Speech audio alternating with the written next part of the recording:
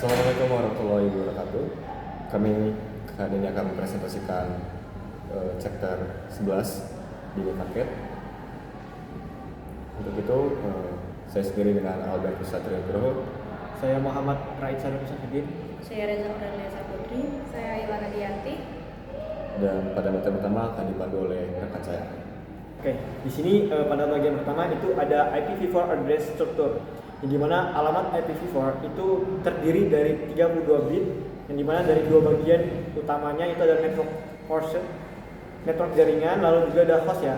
Yang dimana di sini network portion itu mengidentifikasi jaringan spesifik perangkat dalam satu jaringan yang harus memiliki bagian ini yang sama. Lalu ada host portion yang dimana mengidentifikasi perangkat secara unik dalam jaringan tersebut. Lalu ada subnet mask yang dimana sebagai kacamata bagi perangkat untuk membedakan porsi network dan juga host. Nah, lalu masuk ke prefix length yang dimana cara ringkas menulis subnet mask. Contohnya /24 berarti 24 bit pertama adalah porsi network sama dengan 255.255.255.0. Lalu yang terakhir ada logical n, yang dimana proses yang dilakukan perangkat untuk menentukan alamat jaringan mereka sendiri dengan membandingkan IP dan subnet mask secara bit per bit.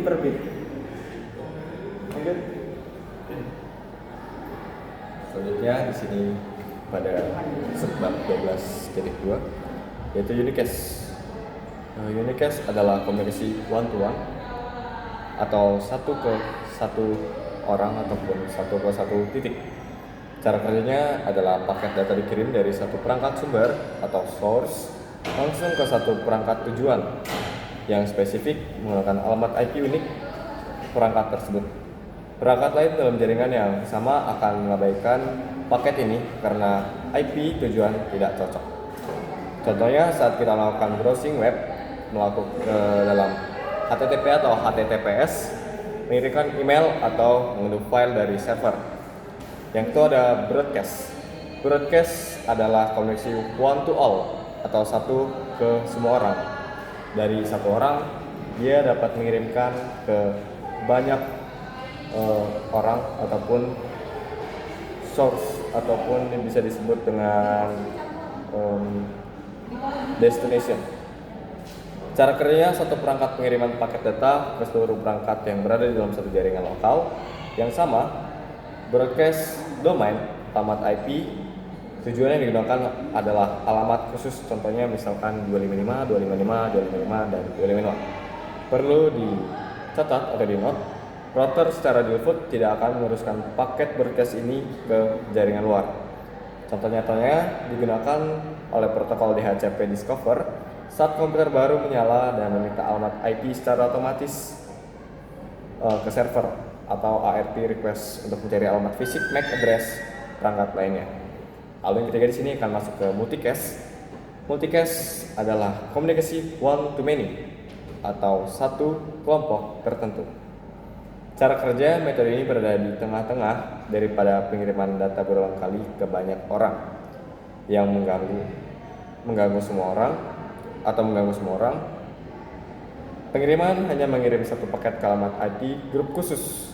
Hanya perangkat yang sudah terdaftar atau bergabung dalam kurung bisa disebut dengan subscribe ke grup tersebut yang akan menerima datanya.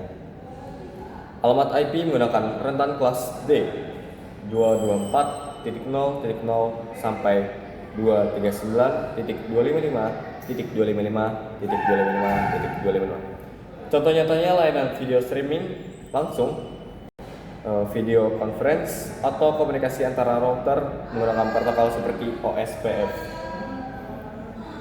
Sekian yang dapat saya sampaikan, akan dilanjut oleh rekan saya.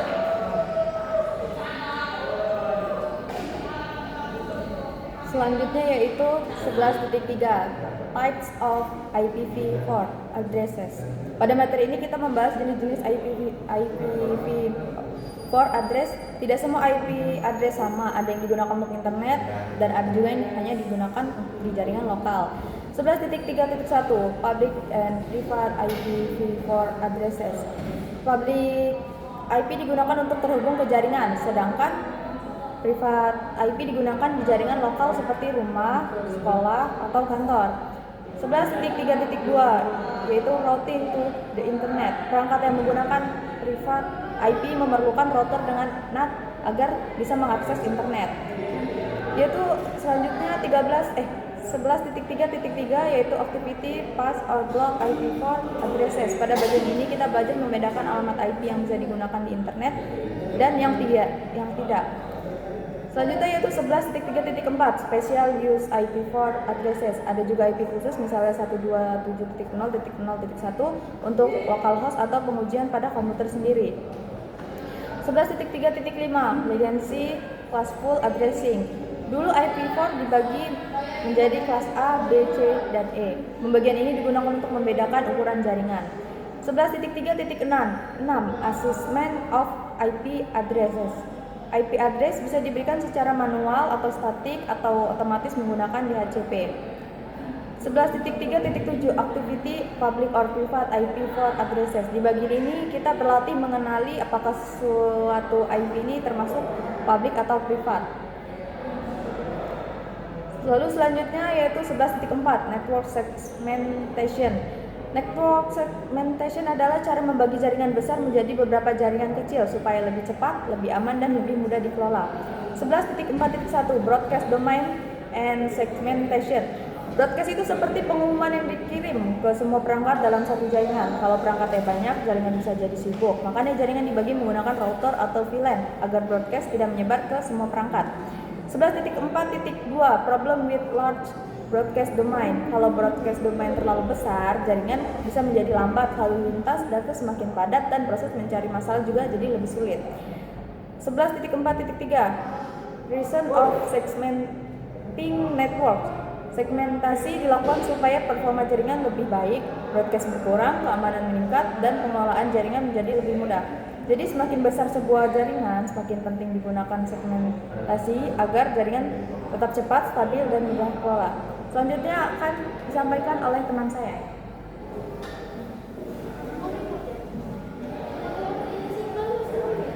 Oke, selanjutnya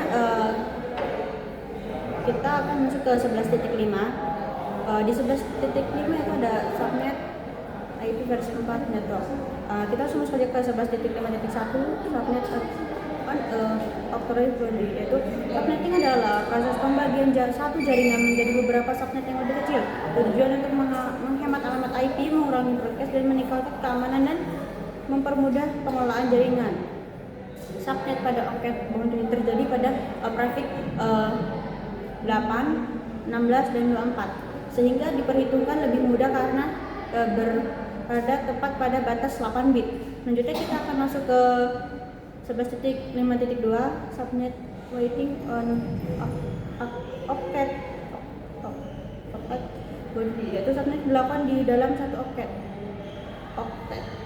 menggunakan prefix seperti slice 25, 26, atau 27. Beberapa bit host dipinjam menjadi bit subnet sehingga jumlah subnet bertambah, tetapi jumlah host subnet berkurang. Contohnya jaringan 19.168.1/26 menghasilkan 4 subnet, masing-masing memiliki 62 host.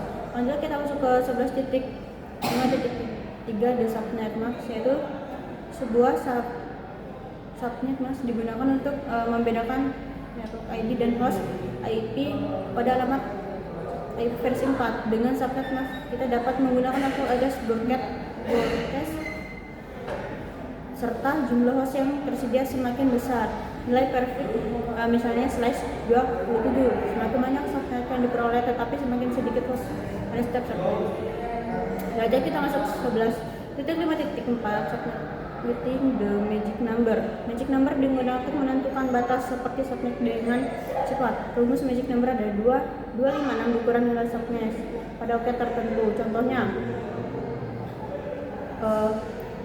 255255519 itu magic number sama dengan 64. Magic number membantu menentukan urutan alamat subnet tanpa menghitung secara biner.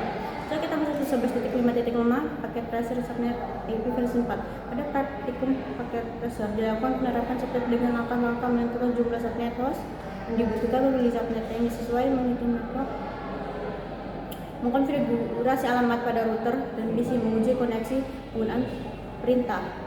Kesimpulan dari modul 11.5 ini adalah membahas konsep dasar subnetting versi 4, mulai dari subnet batas oket, subnet di dalam oket, fungsi subnet mask, dan penggunaan magic number untuk mempermudah perhitungan subnet, sehingga penerapan subnet dalam simulasi paket tracer. Materi ini menjadi dasar penting sebelum pelajaran subnet yang lebih spesifik. Sekian materi dari saya. 11.8 itu pertama ada VLSM basic, ilustrasi sebuah jaringan besar yang dibagi rata lalu menyisakan banyak ruang kosong. Di sini kita diingatkan kembali bahwa pada subnetting tradisional seperti skema /16, setiap subnet dipaksa memiliki ukuran dan jumlah host yang sama rata. Masalahnya, tidak semua jaringan membutuhkan host sebanyak itu.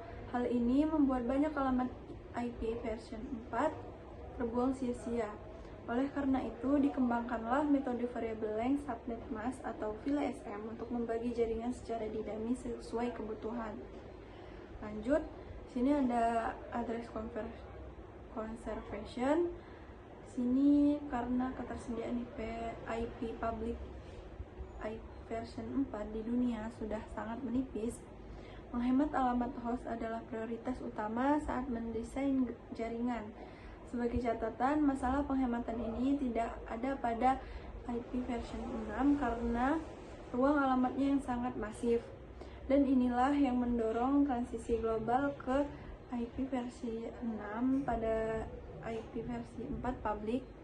Subnet berukuran tetap atau tradisional sudah tidak efisien lagi karena kebutuhan setiap segmen jaringan biasanya berbeda-beda.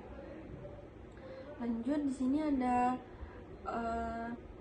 cara kerja VLSM. VLSM memungkinkan kita membagi ruang jaringan menjadi bagian-bagian yang tidak sama besar dengan cara mengubah subnet masknya.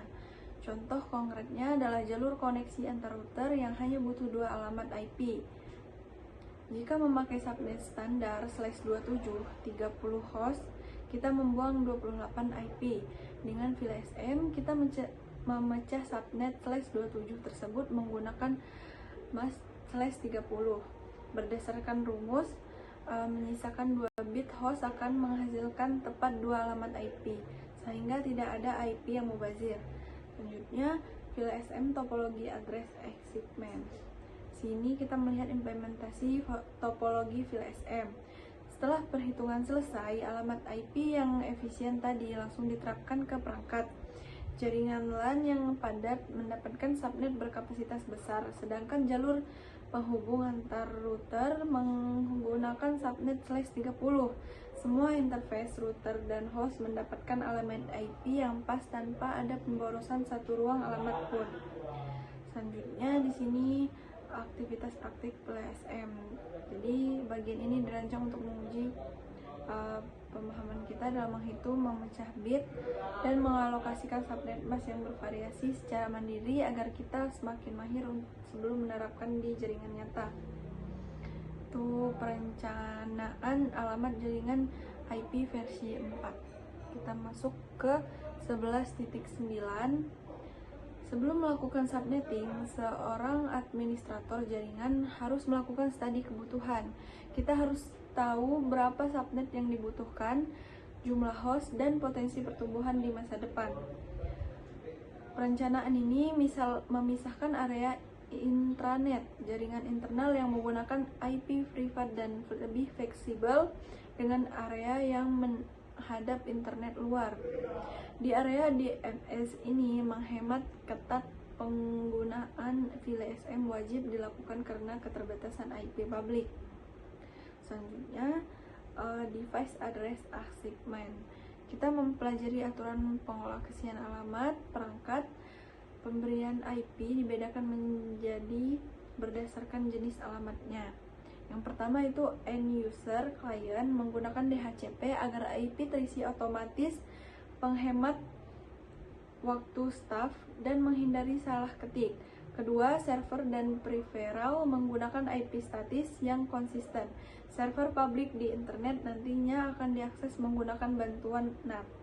Setelah itu, intermediary device device, switch atau router. Diberikan IP statis demi kemudahan manajemen, monitoring, dan keamanan.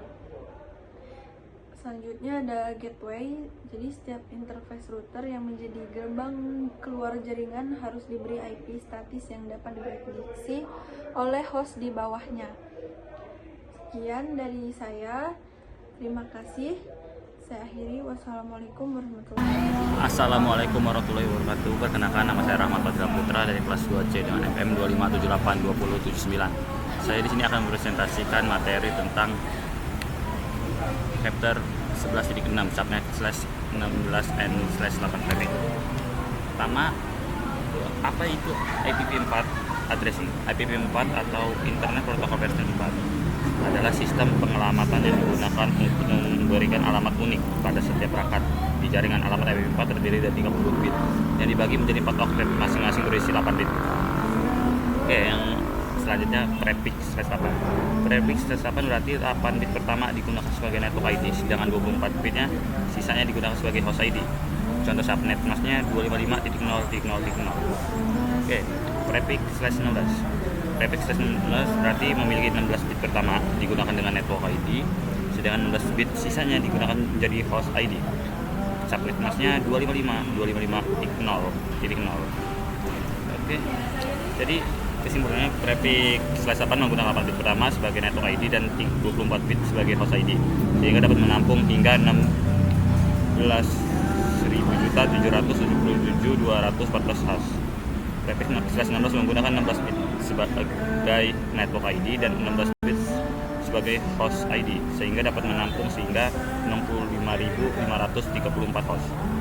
Semakin besar nilai prefix, semakin sedikit bit host yang tersedia, sehingga jumlah host yang dapat digunakan dalam satu subnet juga semakin sedikit. Memahami prefix /8 dan /16 merupakan dasar penting untuk mempelajari subnetting yang lebih lanjut seperti /24, 25, 26, dan seterusnya. Oke, selanjutnya saya akan mempresentasikan materi 11.7.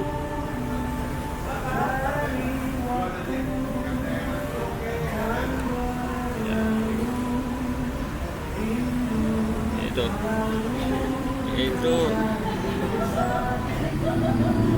subnet to meet requirement. Apa sih subnet to meet requirement? Itu adalah proses membagi sebuah jaringan menjadi beberapa subnet sesuai dengan kebutuhan jumlah host perangkat. Pada setiap jaringan tujuannya adalah agar alamat IP digunakan secara efisien dan tidak banyak yang terbuang. Mengapa perlu subnetting? Misalnya Anda memiliki jaringan 192.168.1.1/24. Jaringan 124 menyediakan 254 host yang digunakan, namun jika hanya ada 20 komputer dalam satu ruangan memberikan satu jaringan 124, berarti masih ada sekitar 234 alamat IP yang tidak terpakai. Hal ini kurang efisien. Dengan subnetting, jaringan besar dapat dibagi menjadi beberapa jaringan kecil yang sesuai dengan kebutuhan masing-masing. Oke, sekian presentasi dari saya. Lebih dan kurang saya mohon maaf. Wassalamualaikum warahmatullahi wabarakatuh. Mungkin sekian yang dapat kami paparkan pada presentasi chapter. Mungkin sekian yang dapat kami paparkan pada chapter 11 ini. Untuk mohon maaf untuk salah kata dan kekurangannya, kami ucapkan terima kasih. Wassalamualaikum warahmatullahi wabarakatuh.